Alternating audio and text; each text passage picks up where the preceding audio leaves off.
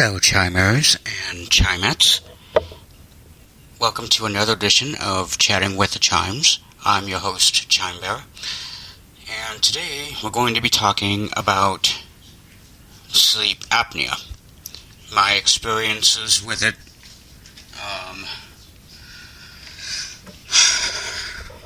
what I use, how I use it, and that sort of thing. First, we'll talk about the diagnosis. Jessica, my wife, was the one that suggested that I talk to my doctor about it because I was snoring, which I was aware of. Also, I was not breathing many times during the night, which I was not aware of. Well, my doctor prescribed what's called a sleep study. This was done through a sleep clinic. And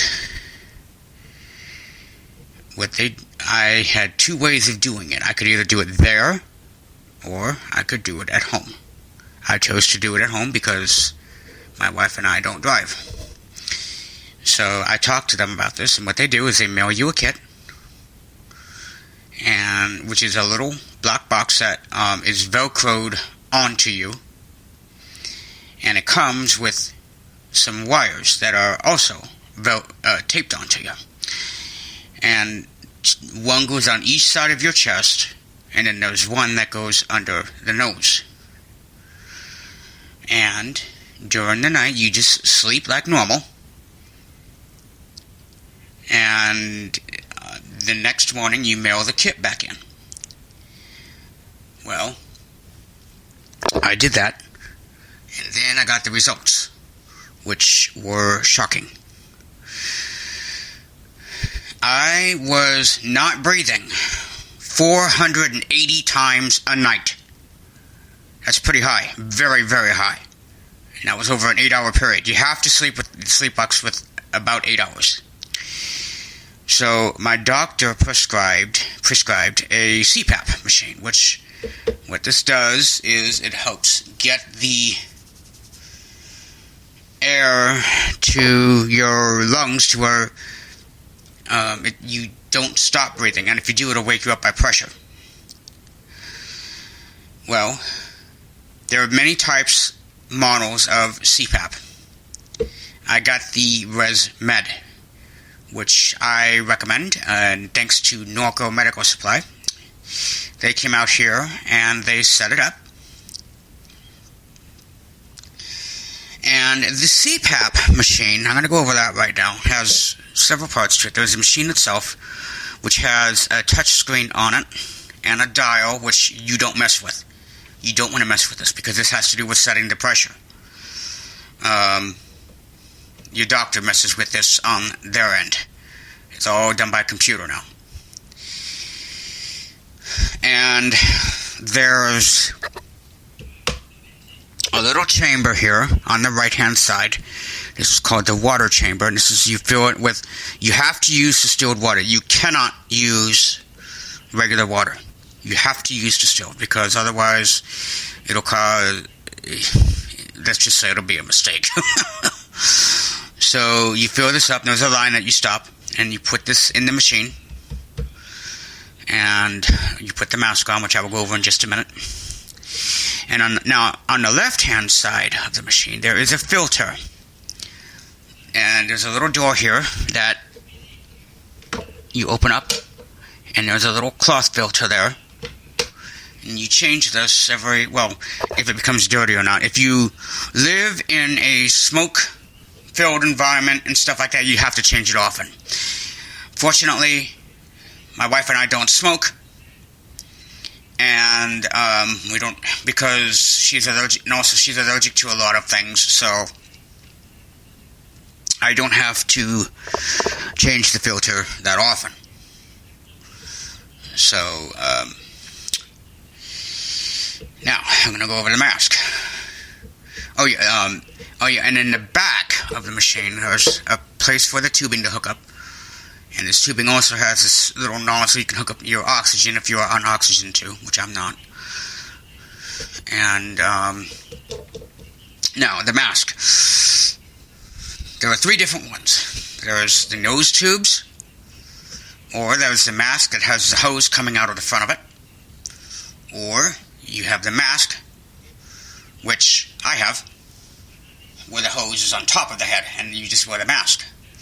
Now, I will go over each part in just a minute when I put it on. And because of my numbers, I couldn't use the nose tubes. And I didn't want to look like an alien. So I chose this Dreamwear one, which I'm going to show you right now. Okay. The mask is comprised of 3 parts. There's the strap, the headgear, and the cushion. And all 3 are hooked together. The strap is Velcroed on, which I'm going to put on right now. I'm going to be away from the mic, so you're going to have to do your best to hear. Oops. Okay, so now I'm going to put the strap on. Now, the strap is Velcroed to the headpiece. Inside, the holes and the Velcro to the headpiece. That's the one end of the strap. The other end of the strap has 2 magnetic pieces, which on this particular cushion, they size you up when they come out and set you up. Anyway, I'm going to put the magnet pieces on now. Okay, now, the mask is on. You can probably tell by my voice I sound a little different. Now, there's a little hole, there's a little rubber part inside the cushion that has to line up with your nostrils. This is where the air will come to. Now, and then also, after I get this on, I have to pull the tubing up to the top of my head. Now, I'm going to turn this machine on. I don't know if you'll be able to hear or not, but let's try.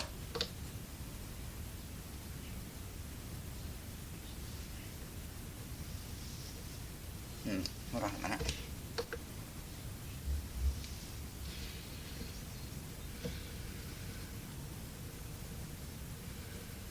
Okay, I don't know if you can hear the machine or not, but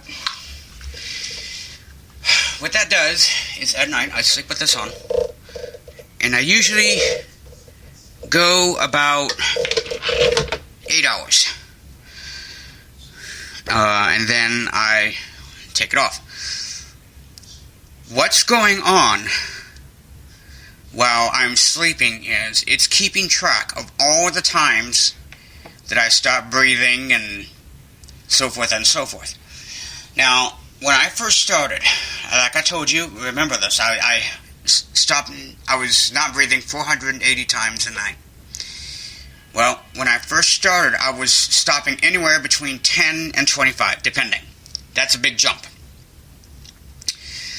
And normal is between 0 and 5.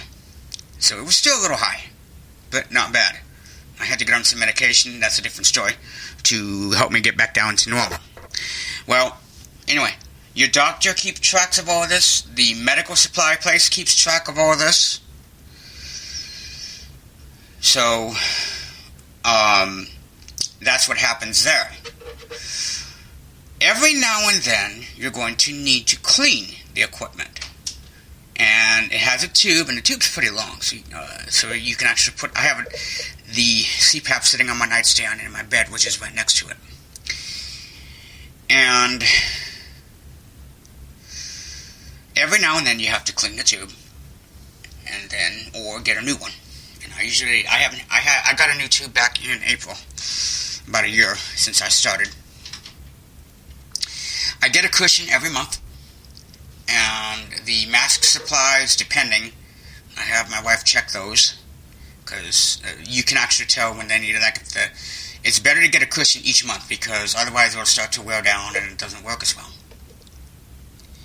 So,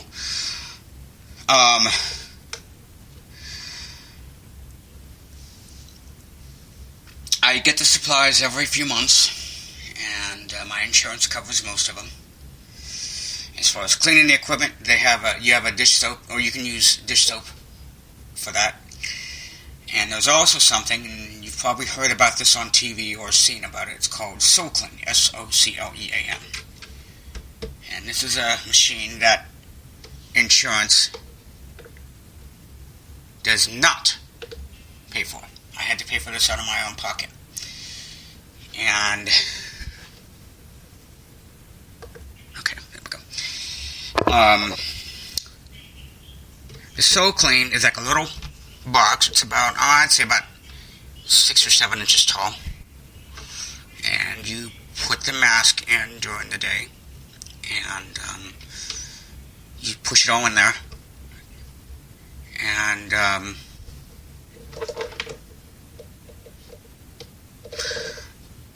it takes about 2 hours for the cleaning process to do. All you do is you put it in, turn the button, and it sanitizes it for you. And the SoClean has a clean filter that I have to get every 6 months. And yeah. So one of the common questions that I'm asked is, how do you feel about using the mask? It doesn't bother me, because I'm used to wearing it, and make sure this is off.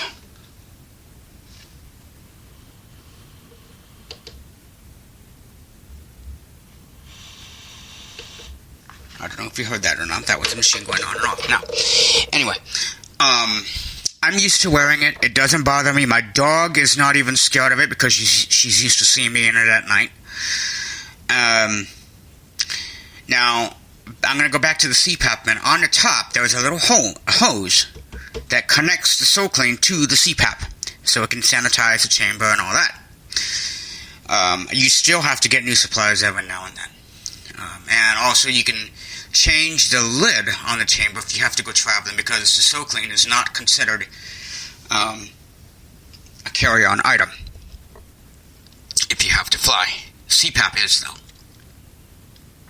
And you can't get a rechargeable thing for it. But I had to go on...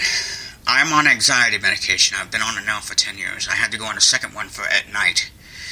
And since I have gone on that second one at night, my episodes have jumped down from 10 to anywhere between about, I would say my highest is 5, which is good.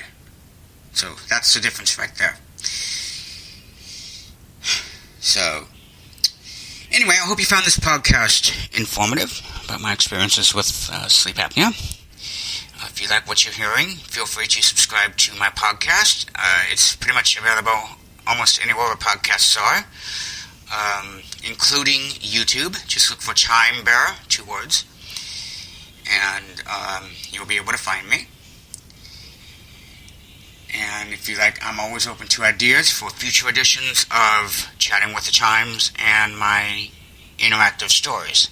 So feel free to subscribe, like, comment, and don't be afraid to hit me up with ideas.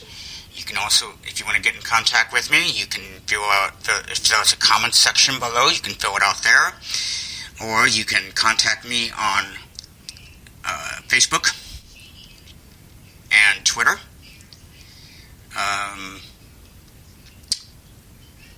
And I believe on Spreaker, my phone number is also listed there for text comments. So please keep them clean and appropriate. And hope you enjoyed. Anyway, this is Chime Bear, signing off. Come back next time.